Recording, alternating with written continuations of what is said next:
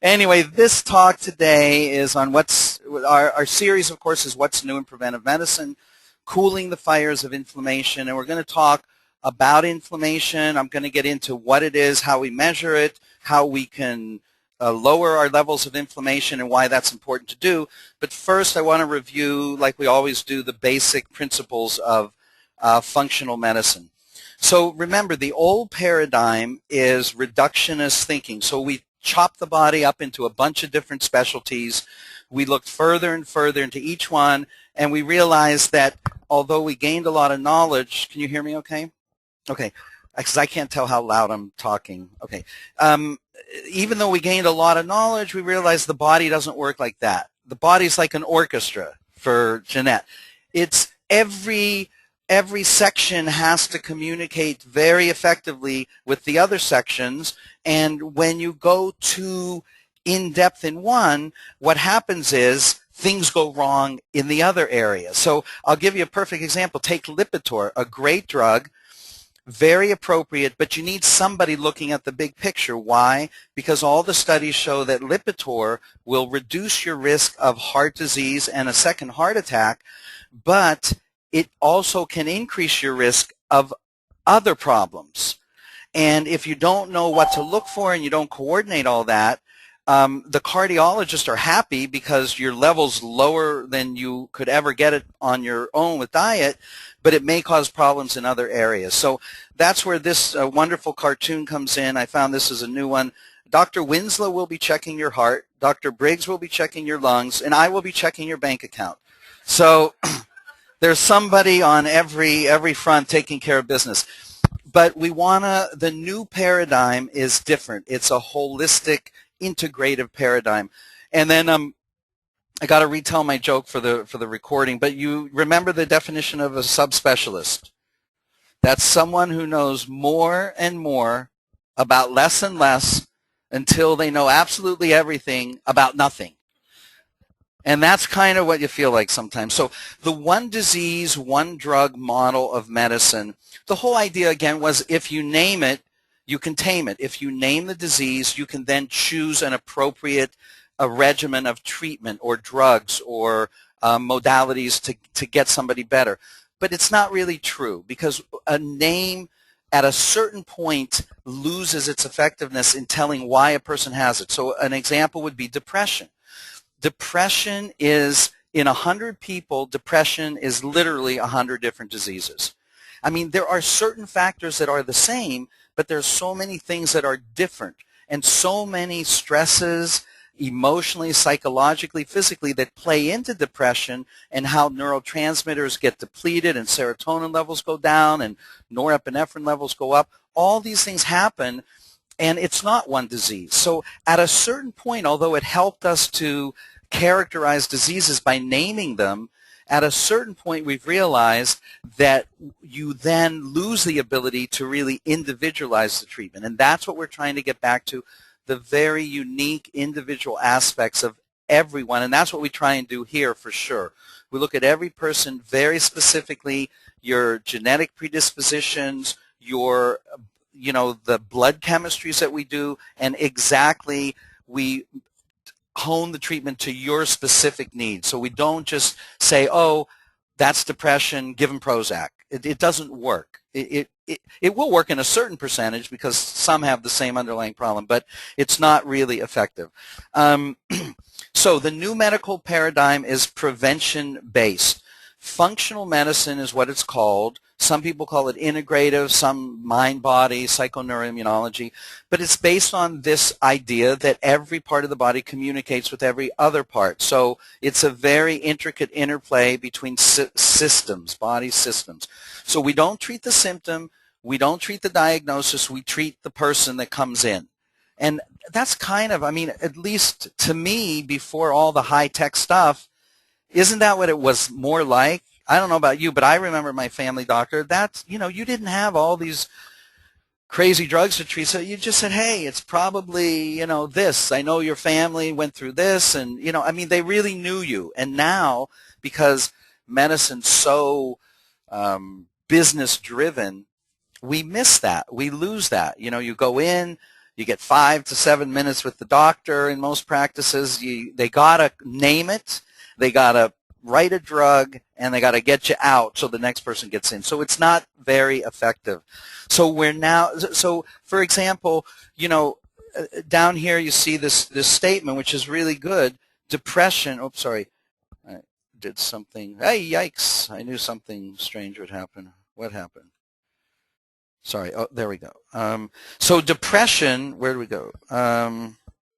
Yikes. Sorry, okay, here we go. We're back on. Oh, now I don't. Now I'm really stuck. Forgive me. Let me go back to non-drawing mode. Don't know what happened here. There we go. So depression is not a Prozac deficiency. That's the whole idea. Chronic pain is not a Percodan deficiency. I mean, we have to get at the underlying causes. So this is a great cartoon. My doctor told me to avoid any unnecessary stress, so I didn't open his bill. And stress really plays a great part in it. And that's what we're really realizing. I mean, more than ever, we see the way that emotional stresses, physical stresses, time stresses, all these things are translated into biochemistry. So thoughts we think, feelings we have are biochemical. They're translated in the brain into biochemistry, and they affect us intimately. That's why the story about what leads up to these symptoms is so critical, because we call it the narrative. The narrative of the illness is what makes it unique for that person. So sometimes you have to do emotional digging. Sometimes it's not emotional at all. It's, blood sugar imbalances and the way you're eating. So we need to sort through all these different possibilities. Now, here's an example of why treating symptoms is not the way. This was a great study, the Accord study, New England Journal of Medicine in 2008, and over 10,000 patients with type 2 diabetes that either had regular therapy or they received intensive therapy to lower their blood sugar. They had to actually stop the study after 3.5 years because the group that we lowered the blood sugar in aggressively had more deaths and more heart attacks. So it seems kind of, how could that be? We're lowering the blood sugar. Shouldn't, when it gets closer to normal, it get better? Well, no, because blood sugar is a symptom of diabetes. The underlying cause of diabetes is really insulin resistance. And if you don't deal with the insulin resistance, we can find drugs that will lower blood sugar, but they might actually aggravate the insulin resistance. They don't help that. So this is why so often when a new treatment comes out, I'm like the last one on the block to use it, because I'm like, let somebody else's patients be guinea pigs, because you just never know. You never know what until you understand the mechanisms of disease. Until we really understood diabetes, it seemed perfectly logical that it should improve things, but it didn't. And so we have the patient sitting with the, plan administrator.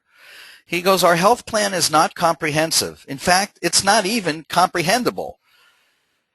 And much of medicine seems like that, doesn't it? We think we know what we're doing, and then 15 years later you realize, oh my gosh, that led to this, and now we have to turn back and rethink things. But we can't live, we have to move forward and try and do what we can to help people. But I think this is another reason why the traditional treatments of exercise, taking good care of yourself, managing stress, eating right, all these basic things, more fruits, more vegetables, they make sense.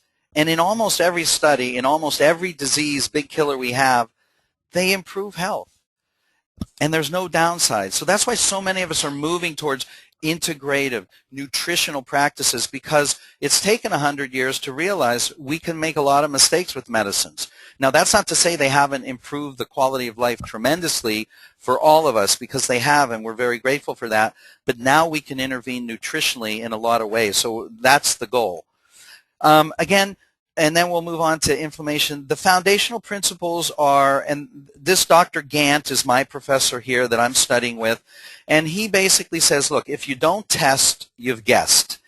And we have the ability to test at such a deep level now in the biochemistry of the body, and we're starting to do all this functional medicine testing here, and it's much, much more comprehensive. We can tell people exactly how much, not just vitamin D or B vitamins they need, but CoQ10, or how much molybdenum, or how much, magnesium they need, how many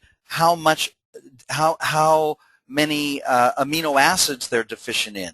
We can analyze all these parameters now. When you realize that every neurotransmitter in the body, which control our brain function from serotonin to dopamine to norepinephrine, are all derived from amino acids, you realize it's very important to understand that if you're deficient in your diet in certain amino acids, your body won't have the raw materials to do what it does best and make these neurotransmitters. So a lot of problems we can really pin down now, and that's the whole idea. So we want to test. If you don't test, you've guessed. You just don't know.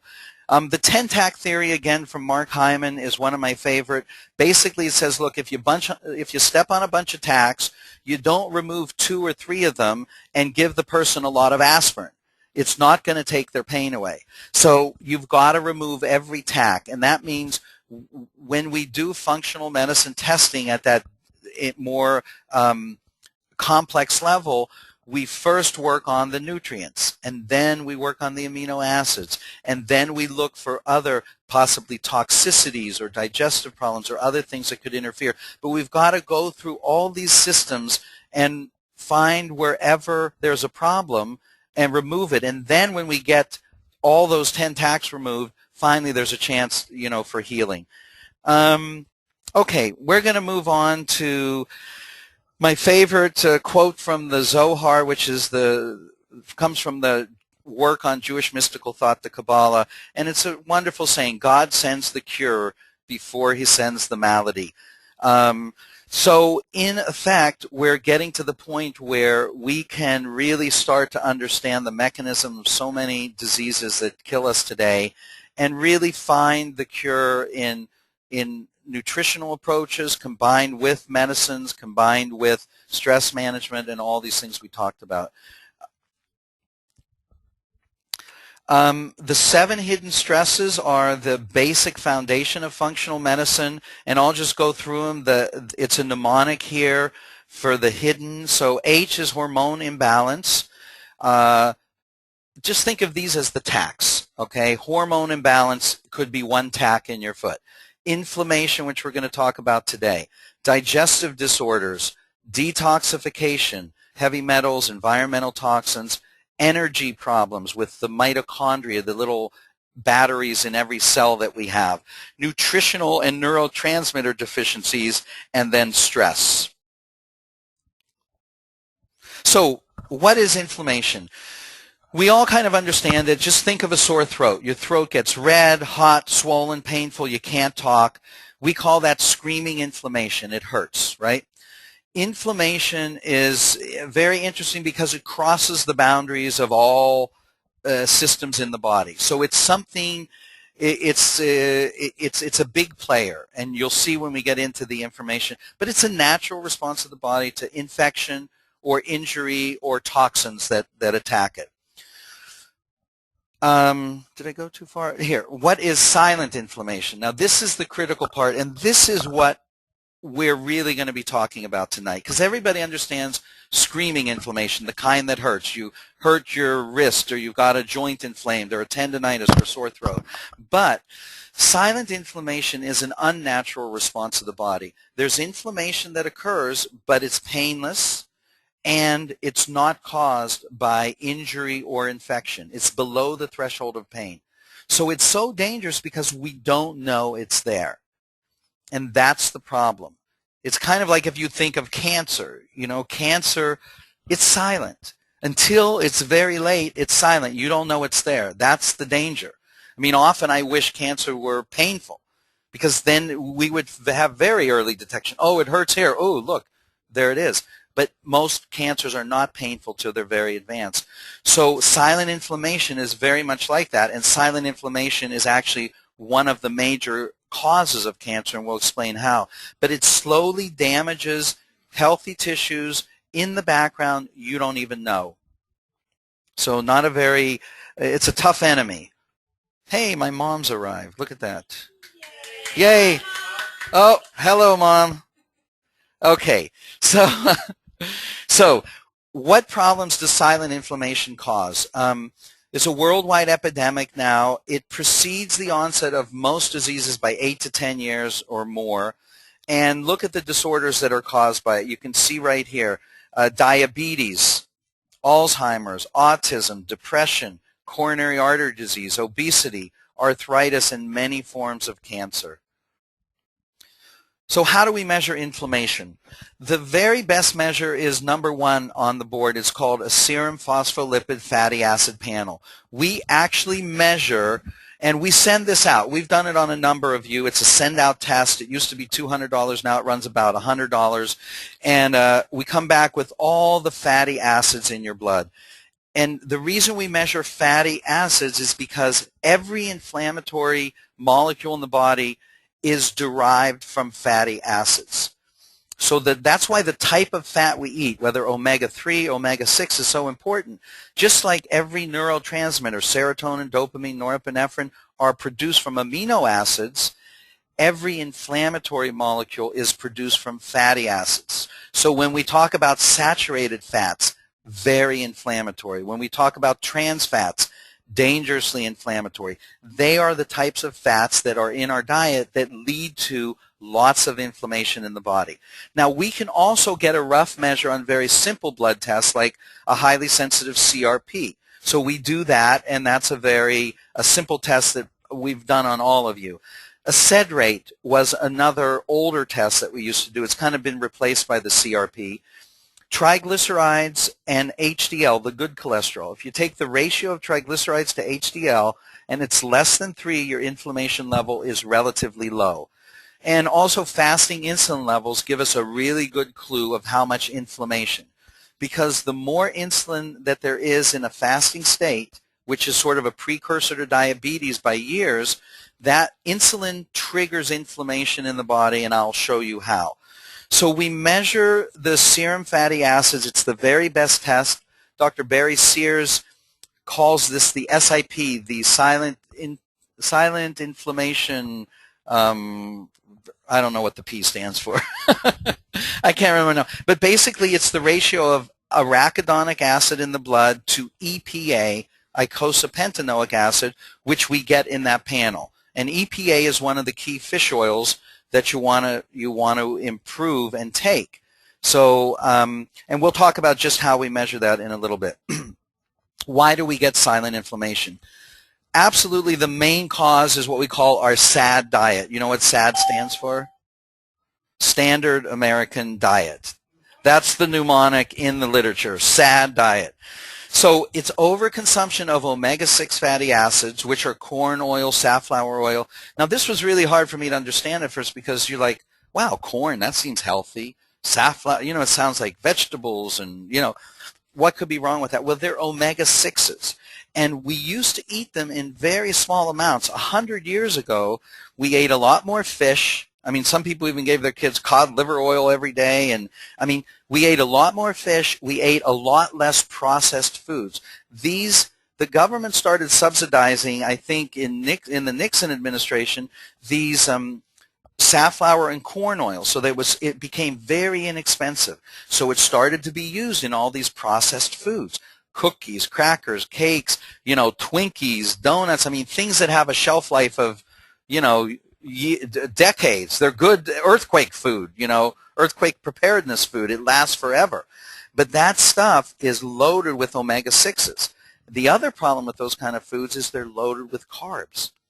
So we've got kind of a perfect storm in that the carbs raise the insulin level, and the omega-6s in the presence of insulin transform into inflammatory fatty acids. And I'll show you the exact diagram soon, but it's overconsumption of the omega-6 fatty acids.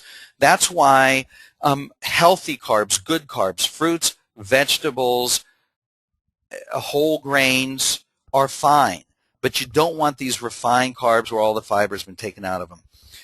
Number 2, I've already talked about elevated insulin levels due to too much sugar or an imbalance of carbs and proteins. You can also get silent inflammation. When we do the digestive disorders talk, you'll learn about gluten intolerance, different parasites, bacterial overgrowth.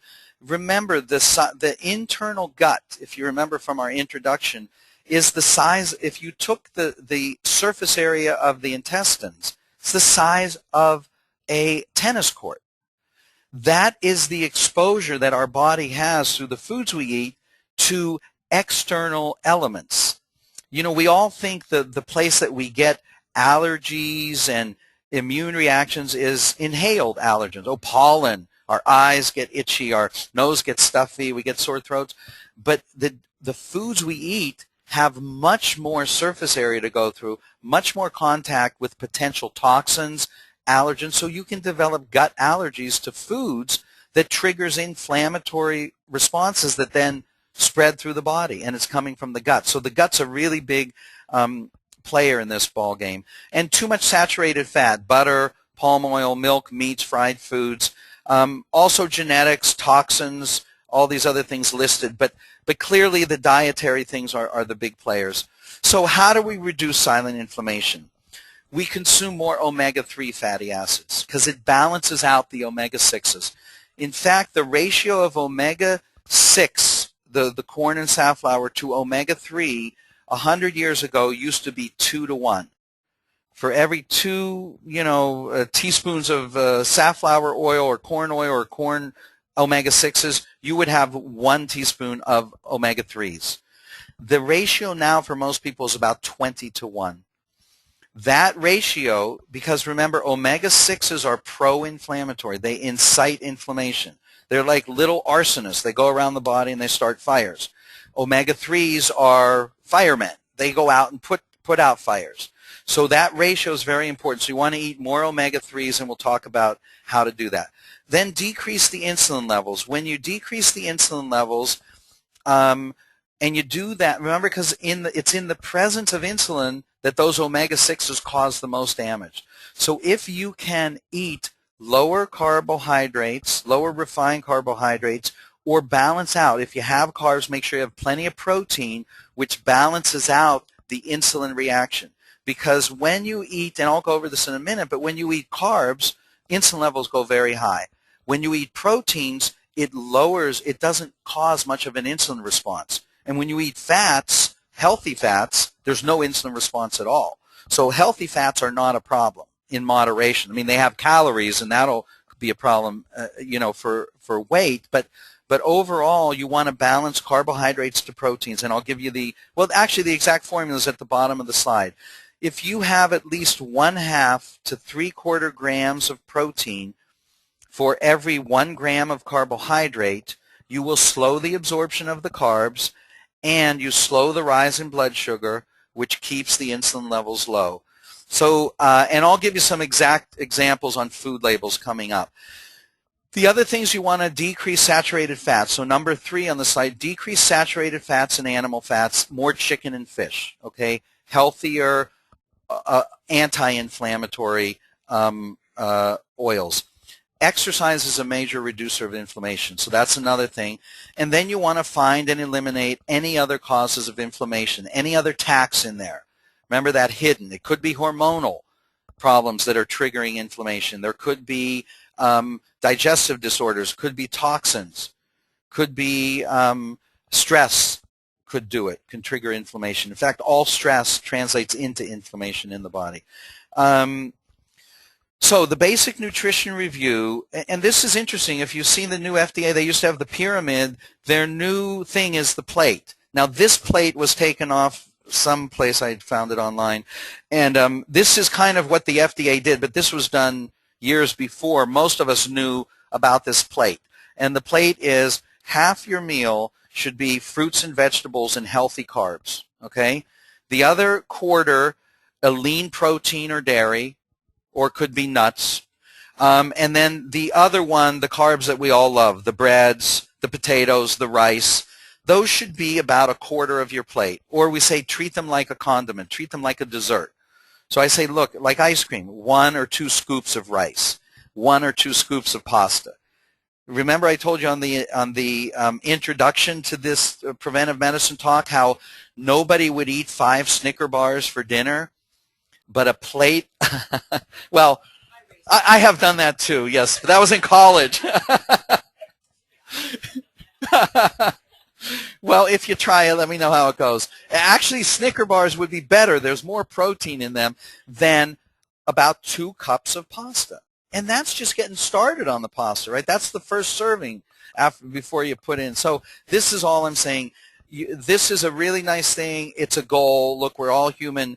Most of us are not going to be able to maintain this on a regular basis, but the more we strive for it, it doesn't mean we shouldn't set it up as a healthy goal. The more we strive for that, the better off we're going to be.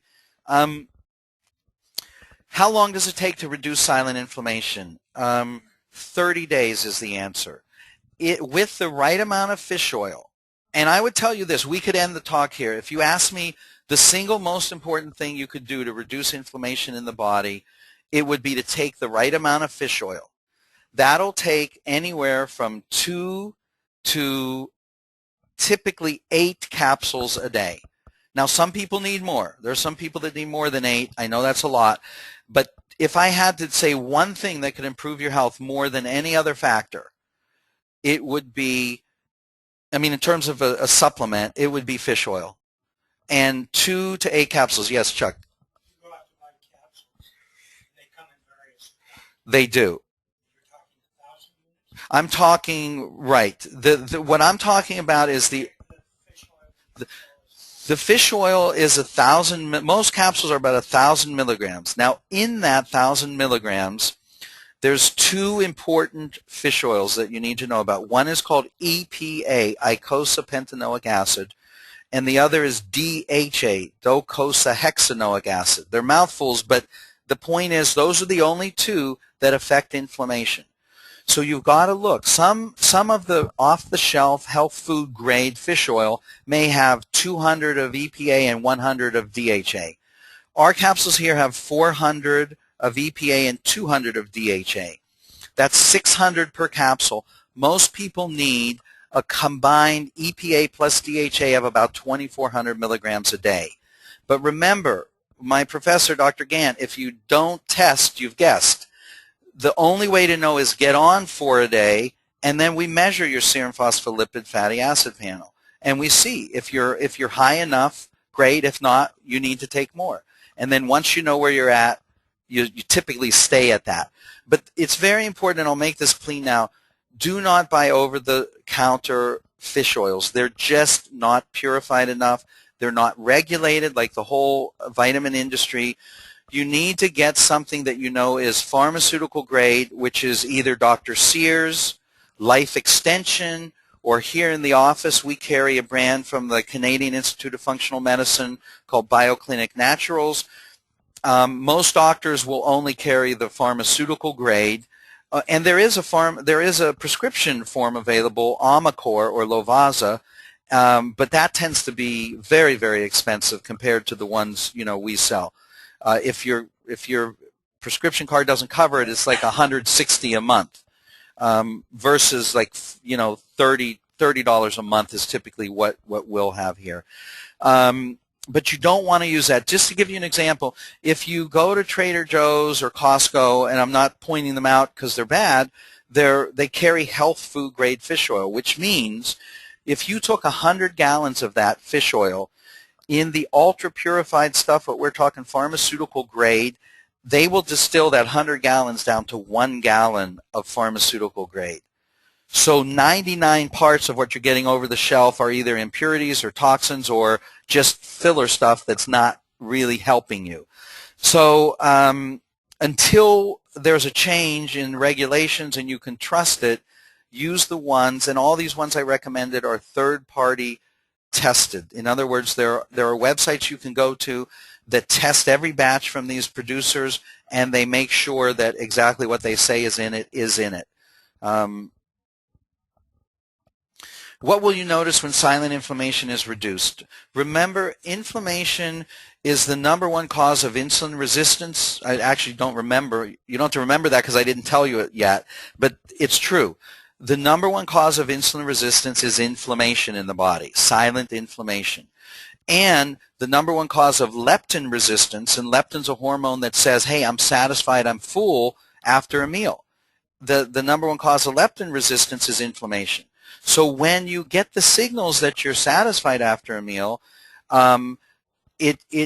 what you're going to see is you're going to have decreased appetite. You're going to fill up more quickly. You have a higher what we call satiety level, and the decrease in insulin resistance helps to remove the abdominal fat. That's where it targets, because insulin is a hormone. If you remember from our hormone lecture last month, it causes you to be fat and to stay fat. Insulin is a fat storage hormone. So when those insulin levels run high all the time from insulin resistance and too many carbs, then your body just holds on to the fat and it won't release it. It's actually called, it has a name, it's called the fat trap. It means fat goes on very easily and it comes off with great difficulty. And some of us have genes that make that even harder. But also when you reduce silent inflammation, you will decrease your risk for virtually all forms of illness related to that, which are heart disease, stroke, high blood pressure, depression, often bipolar disorders, arthritis, diabetes, Alzheimer's, and many forms of cancer. Other benefits in the literature are decreased joint pains, decrease in arrhythmias. This is a big one. People have arrhythmias that lead to sudden death or heart problems. A tremendous decrease, almost 70% decrease in sudden death from heart attack in people who take fish oil. It will decrease your triglycerides by up to 50%, an improvement in depression, and a decrease in cognitive decline. So fish oil, far and away, as Mother Nature's anti-inflammatory. That's what it is. And yes, you can get it from eating fish. The problem is we typically don't recommend more than 2 servings of 3 to 6 ounces of fish a week, because there are so many toxins in fish now. That's why the beauty of the fish oil is it's all taken out. The mercury and the other toxicities are removed. Okay, we're not going to go too much into this, but the biochemistry of inflammation comes down to something called eicosanoids. And I do want to spend a little bit, because it's a term you probably never heard of, but eicosanoids are hormones that only go from cell to cell. Whereas thyroid is released from the thyroid gland, thyroid hormone, it circulates in your bloodstream to every organ in your body, and it sends messages to increase your metabolism and alertness and all these things. Eicosanoids are local hormones. They're not like, it's like big national government and local government. Eicosanoids work at the local level. They don't enter the bloodstream. They only last for a few seconds in the extracellular fluid. They're sort of released from a cell, peek out, talk to the cell next to it or in the local area, and then they go back in. So you can't really, it's very difficult to measure eicosanoids, and yet all inflammation is derived from eicosanoids. And that's what fish oil does. It decreases the production of inflammatory eicosanoids, and fish oil decreases the production of pro-inflammatory eicosanoids, and it increases the production of anti-inflammatory eicosanoids. And you'll learn more about this in a second, because who discovered eicosanoids? And this is what's fascinating, because you know more about it than you think you do. There are over 100 eicosanoids to date. This gentleman here on the left is John Vane, who received the Nobel Prize along with Samuelson and Bergstrom here, in their discovery of how eicosanoids are involved in human disease. This was in 1982. John Vane discovered this because he figured out how aspirin works. And we've all taken aspirin, right? And what does aspirin do? It changes the levels of eicosanoids produced in the cells. So that's the beauty of the eicosanoids, is that they affect every part of our body. And most of us have never heard, most doctors, if you said, hey, can you measure my eicosanoids? They go, what? What are you talking about? Never heard of them. But, and this is another good example of how it takes 20 to 30 years for cutting-edge research to make its way into day-to-day clinical practice. Does that make sense? 1982, 92, 2002, it's going to be 30 years that eicosanoids were discovered, and now they're big news. Okay, also you've heard of prostaglandins or maybe leukotrienes that are involved in asthma. These are molecules that are all eicosanoids, and they help modulate the immune system. You see here, this is a macrophage attacking little rod-shaped bacterial cells. And it's the eicosanoids that initiate the immune response. So, if you want to learn more about it, the simplest layman's term stuff writings to learn more is Barry Sears. He's a giant. He's, started the Zone Diet. And he says here, the goal of all anti-inflammatory medicine is to maintain an appropriate balance of the good and bad eicosanoids by controlling the levels of their molecular building blocks in the membranes of each cell in the body. What does that mean? Fatty acids, remember, are the building block for eicosanoids. Arachidonic acid, which is a saturated fatty acid, is an omega-6, and it produces all the pro-inflammatory eicosanoids. And aspirin, so everyone heard of COX-1 and COX-2 inhibitors like Celebrex and Vioxx and aspirin. Those work by inhibiting the enzymes that transform arachidonic acid, which is a fatty acid that we take in our diet, into prostaglandins or leukotrienes. There's an enzyme that converts arachidonic acid into these molecules that create pain, swelling, inflammation, and that's all aspirin does. It stops that conversion.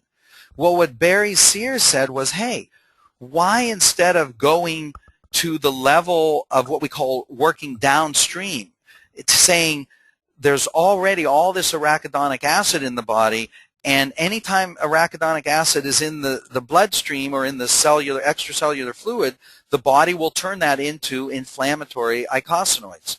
So Sears said, hey, why don't we go upstream? Let's just lower the amount of arachidonic acid in the body.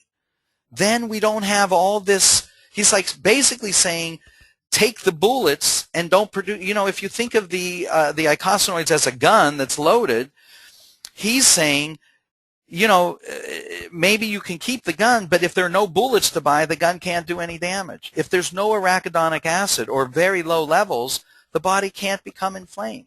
And he's exactly right. When you learn how to control, and that's what all the Zone Diet does, is it lowers the level of arachidonic acid, an omega-6 fatty acid in the blood. Like everything in life, there are good and there are bad.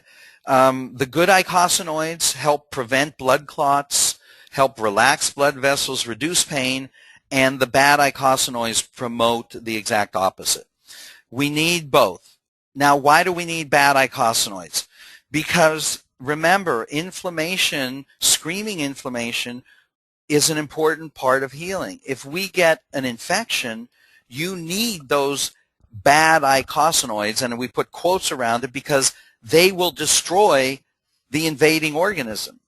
We need them to fight off and defend ourselves, but we need the right balance. Then we need the anti-inflammatories to clean up the mess and do the healing. But if you have an infection, if you have a bacteria, if you get attacked, if you take too much of a toxin in, you want those bad eicosanoids to attack that foreign invader and neutralize it. And that's why we need a balance. In fact, cortisone, which we know is a great anti-inflammatory, the reason it's so damaging is because it goes into the nucleus of the cell, and it not only turns off the bad eicosanoids, but it turns off the good ones. So there's a perfect example of why we need both. If you've ever seen people who have to take steroids for life, it's a very tough thing. They get swollen, their immune system gets depleted, their bones start to decay with osteoporosis. I mean, they're really good for short term, get rid of the inflammation, but if you have to stay on them long term, because We need good and we need bad eicosanoids. You can't just have one without the other. Disorders resulting from an excess of bad eicosanoids, we've talked about them again: heart disease, stroke, high blood pressure, arthritis, cancer, asthma, depression, Alzheimer's. There's an idea for a health plan. That instead of revising the whole system, make fish oil, subsidize fish oil and give everybody fish oil, right? You don't have to put Prozac in the ventilation system. You don't have to put Vicodin in.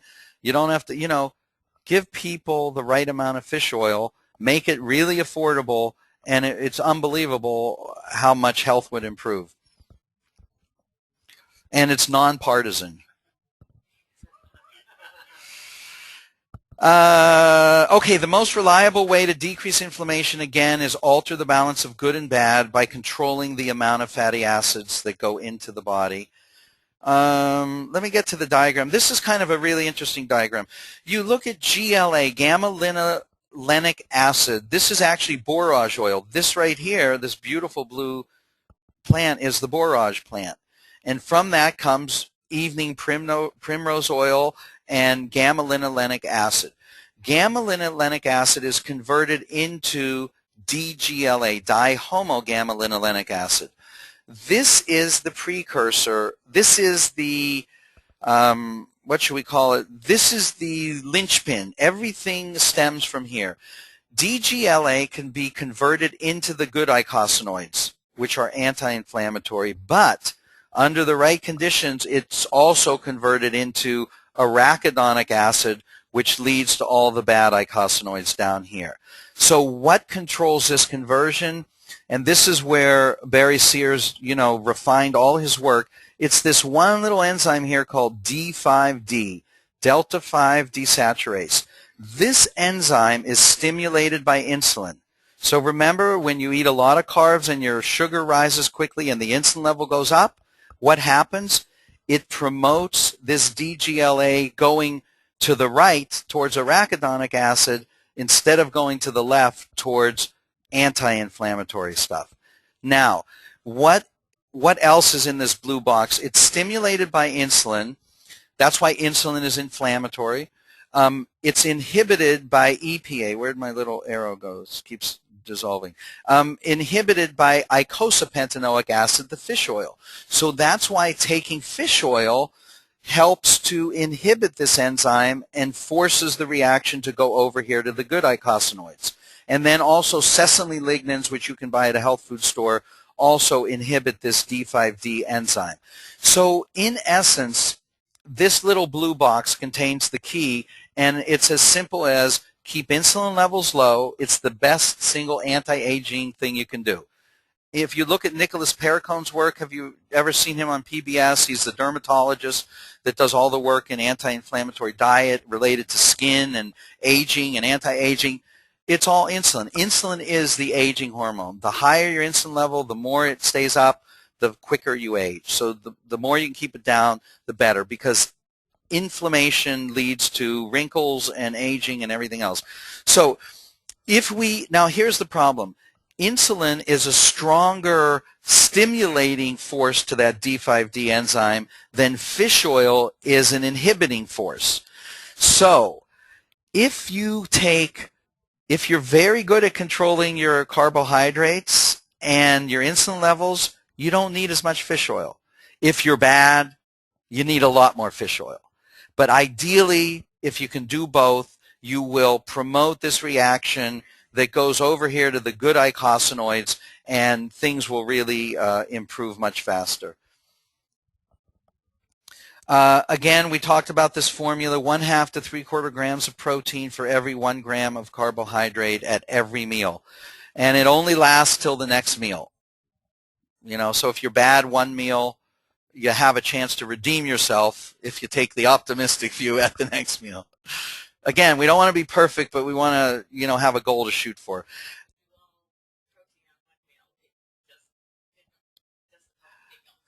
That's right. Yeah. You can't eat all protein and then splurge on carbs at the next meal. Right.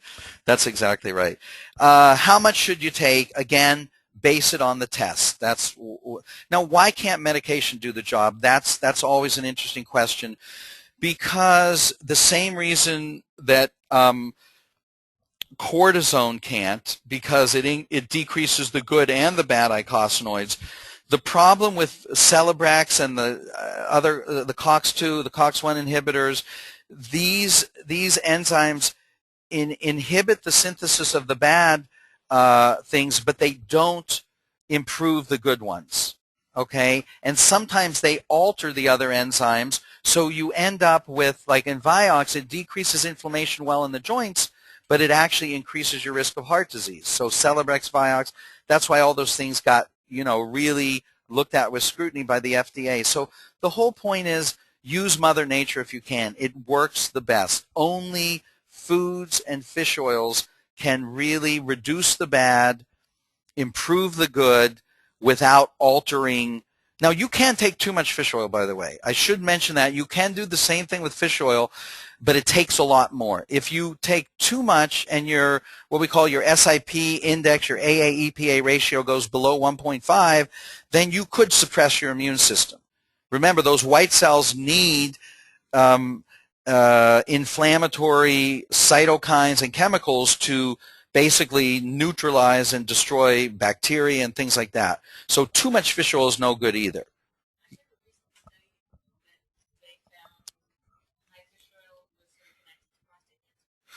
Yeah, I kind of saw that briefly, and I actually, Sears posted an answer to that on his thing.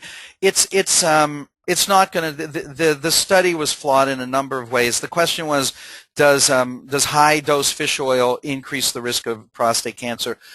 All these things turn out to be something in the study that's, probably not valid. But there's nothing in. I laugh again when I see, these articles come out on all the dangers of high dose vitamins and the dangers of fish oil. And it's crazy, because I'll tell you what, if you look at the data on Celebrex and aspirin and Motrin, it is, I calculated it out, the number of deaths every year, okay, from taking prescribed doses, prescription doses, not prescription strength, but the right dosage of all these, Motrins and ibuprofens and stuff, is about 200 people every 5 days. And why did I analyze that? Because I go, there's about 200 people on an airplane. If you knew of something that caused an airplane to crash and kill 200 people, and it happened every 5 days, year in and year out, we would be outraged, right? But when it comes to these drugs, it happens day in and day out. And we say, well, that's the risk of, but it's not an acceptable risk. I mean, it's, and again, those are people who probably take them on an ongoing basis in a prescription dose, but it's from ulcers and bleeding and other complications. But my point is, compare that. Nobody's died from taking too much vitamin. If there's one new case of prostate cancer, maybe theoretically created from high-dose fish oil, the great likelihood is that prostate cancer is a slow-growing thing. They'll remove the prostate. I mean, but these things never turn out to be true. But there's this, I'm not a conspiracy guy. I don't think that the drug companies promote it, but I don't know where this crazy thinking comes from, but it's so out of proportion to the real dangers. So if we can find natural means, it's always better. Does that make sense? Okay.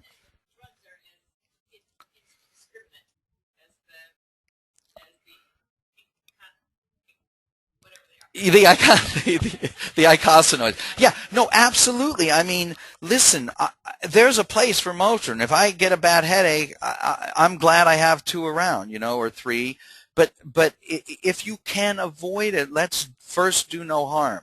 That's the credo every doctor, pledged to do, and this is where we're moving. So why food is a more powerful medicine, we've already discussed. Medications reduce the bad, but also the good. You need, no medication can reduce the bad and improve the good. Only food can do that, and exercise and stress reduction. Again, we measure this with the AA-EPA ratio, which is should be a level between 1.5 and 3 as the marker of wellness. Barry Sears is the first one that came out with this, everybody talks about wellness, but he's the first one that came out with a molecular definition of wellness. We all thought wellness was sort of peace of mind and a healthy mind, healthy body, healthy spirit. But he defines wellness as the lack of silent inflammation, that it's almost impossible to be well if you have silent inflammation. You may feel psychologically well, but stuff's going on behind the scenes. Remember, we talked, it's silent, damage is going on, and it's going to show up later. So again, but you see, we're back to diet. Highly sensitive CRP, your level should be less than 1. If it's greater than 1, then there's higher inflammation.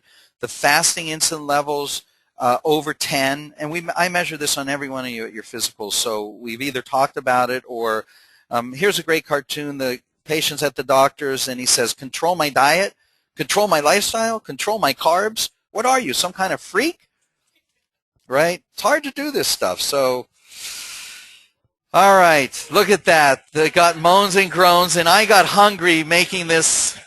Presentation. Why is it that those glazed donuts, those look like Krispy Kreme too, huh?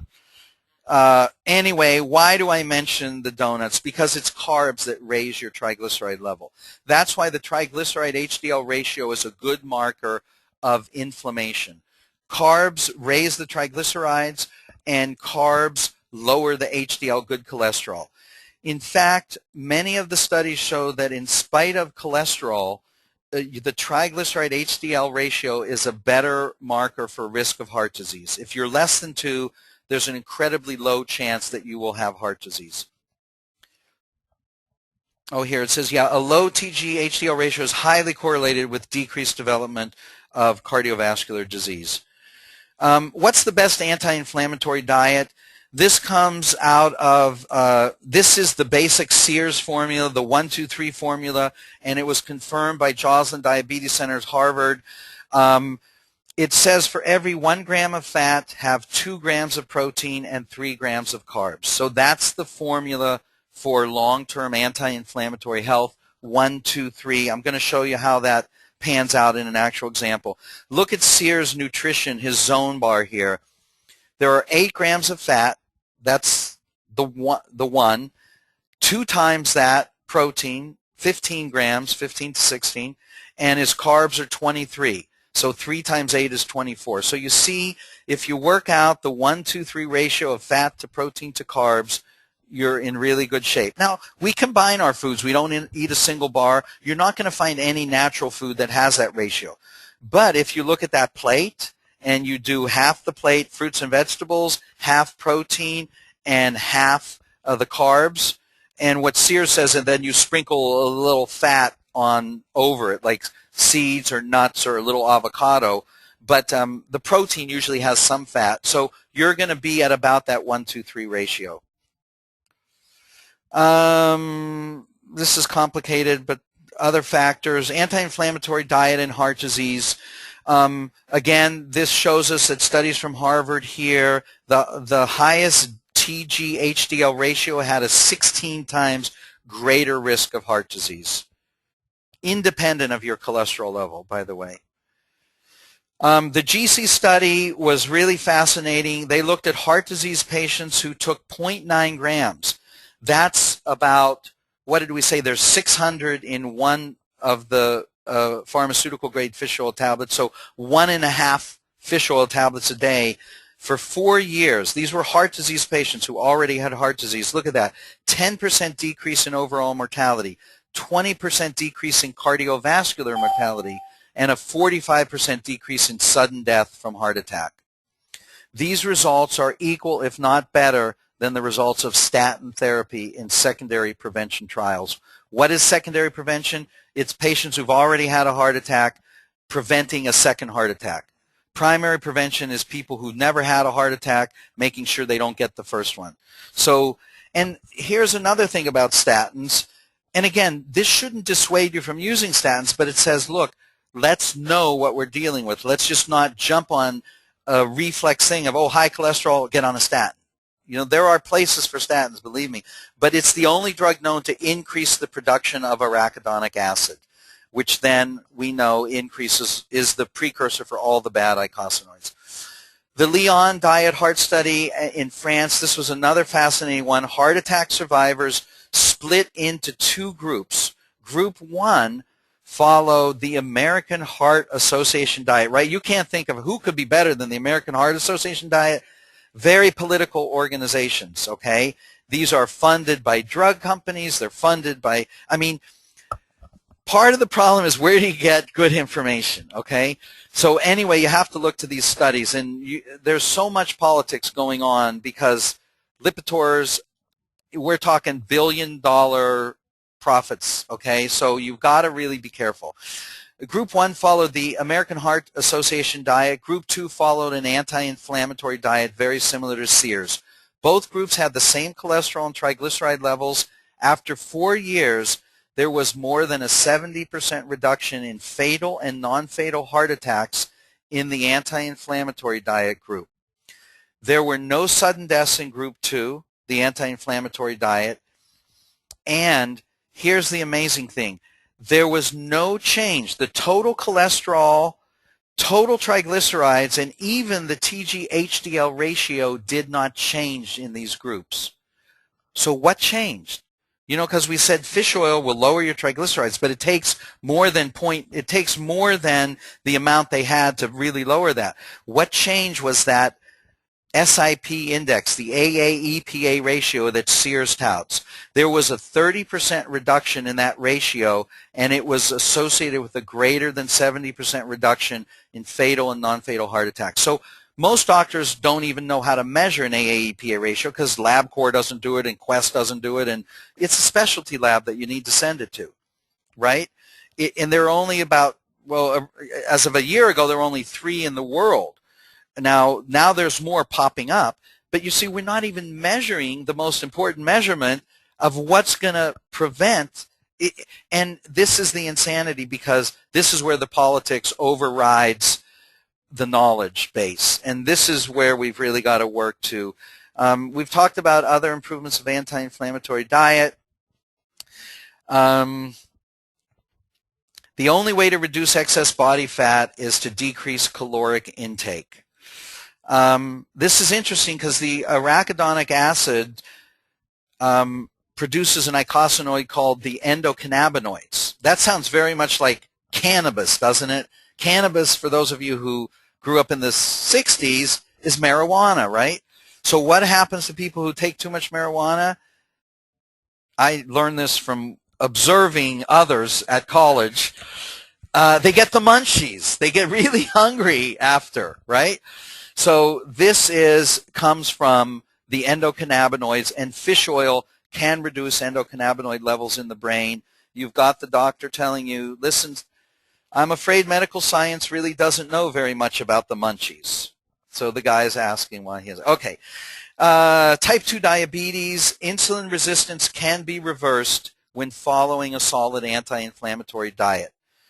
This is a dentist I want to go to. The patient's at the dentist, and he says, hey, doc, while you're in there, would you pull out my sweet tooth?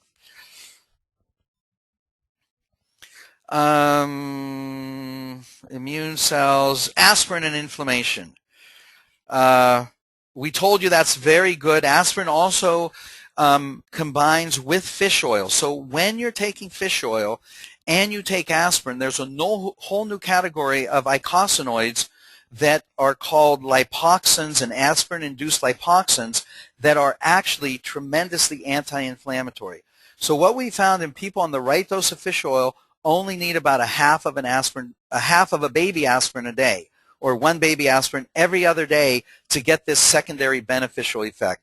So the 2 things I would say that you can do in 15 seconds a day to reduce inflammation, improve your health for years to come would be get on the right dose of fish oil and take a baby aspirin a day if you don't have some contraindication like, you know, ulcers or bleeding ulcers or things like that.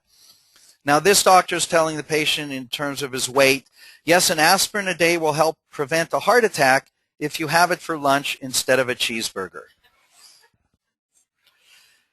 The dangers of too much fish oil, of course, you grow gills and fins, and you can decrease your immune response. Anyway, that's the end. Are there any questions? Any thoughts? Any comments that you have? This is time for anybody out there in. I'll unmute everybody online if you're still there, and if you have any questions, please let me know. Otherwise, we'll let you go. Yes, Larry.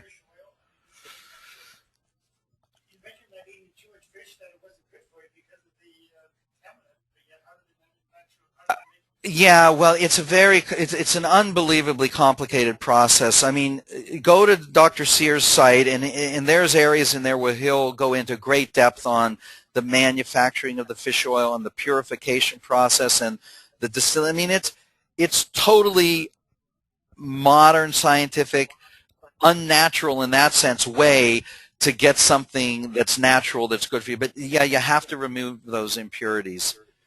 The same would be true of, cod liver oil, or, I mean, that stuff was really impure, but people had miraculous effects, There are some pretty disgusting. Did you grow up, Chuck here's nodding his head were you ever given that as a punishment or as a health measure? Daily. Really? Okay, we've got two people over 50, barely, that have both taken fish oil. I mean, cod liver oil. Yeah, I'm not interested. Yes, Madeline, what were you going to ask? Yeah, carbohydrates. Sugar is a carbohydrate. Bread and sugar, they're essentially the same. The body quickly, they're multiple glucose molecules with bonds between them would be bread. One or two glucose molecules together would be sugars. Okay, simple sugars like table sugar and stuff like that. But the body digests the bread so quickly it's rapidly converted into glucose, period. Right. That's a great, yeah, oh yeah. Actually, English muffin, especially, look, you would do better to get the high fiber English muffin. The high fiber English muffin with peanut butter is probably going to be fine. It's going to meet pretty close to the 1 gram of carbs. 1 gram of protein for 2 grams of carbs. It may be 1 gram of protein for 3 grams of carbs. But don't forget, most foods like pasta, we're talking a protein carbohydrate ratio of 1 gram of protein to maybe 30 grams of carb. Like, look at Honey Nut Cheerios. You've got maybe 2 grams of protein and 40 grams of carbs. So that's what we're talking about. So that's a joke, Honey Nut Cheerios. Hey, I reduced my cholesterol with Honey Nut Cheerios. Yeah, well, he died prematurely of diabetes. Never had a chance to get heart disease. So that stuff doesn't work. That you can't. Now, you add milk, you got a little more protein. You have a breadstick you have a cheese stick in addition to your bowl of cereal in the morning. You add them all together. You can come up with these ratios that are good. That's fine. But again, we didn't talk about it today, but the big missing factor and the second most important ingredient that I would tell you if you were going to add something natural in addition to fish oil and maybe a baby aspirin would be fiber. There's no question. You add the fiber. Here's how you calculate the glycemic ratio. Let's say you have 20 grams of carbs. If that product has 5 grams of fiber, you get to subtract 20 minus 5 for a net 15 grams of carbs. So every gram of fiber you add to a carbohydrate, you reduce the rapidity with which that carb turns into sugar and raises your blood sugar. Oh yeah, the powders, the Metamucils, again, it takes a lot. And we've got some great fiber products that we use here that are really, really good at doing that. There are some that are more viscous and are better than others. In fact, Pat, one of our listeners online, is having great results with one of our fiber products. But yeah, any kind of fiber will do the trick. But if you've tried eating bran flake, not bran flake cereal, but unprocessed Miller's bran, it's pretty much like drinking sawdust. So you've got to add it to foods. But I'm saying that reduces the carbs, reduces the insulin level. Remember, if the insulin levels are low, even if you have arachidonic acid, it doesn't get converted. It goes the other way to the good eicosanoids. It doesn't get converted rapidly into the bad eicosanoids. So yeah, peanut butter but if you add jelly, you're going to be way over the limit. Sugar-free jelly is still going to have carbs, but the reduced sugar jelly, I calculated it out. You can have, because I love peanut butter, you could have a half a piece of whole wheat toast, peanut butter, and low-carb jam, thank you, and you'll be good. But if you had regular jam and 2 pieces of bread, your insulin levels will go sky high. So it takes some effort. You have to read the labels, you have to calculate, you have to figure out what works, but it can be done. Any other questions? All right. Thank you, everybody. I appreciate your listening. I thank you online for our first official long-distance webinar. Thanks for joining us. And Mom, I'll see you later. Bye, Mom, everybody's saying. Okay, thank you, everybody. We're signing off for now. Thanks, Doc. Thanks, Mark.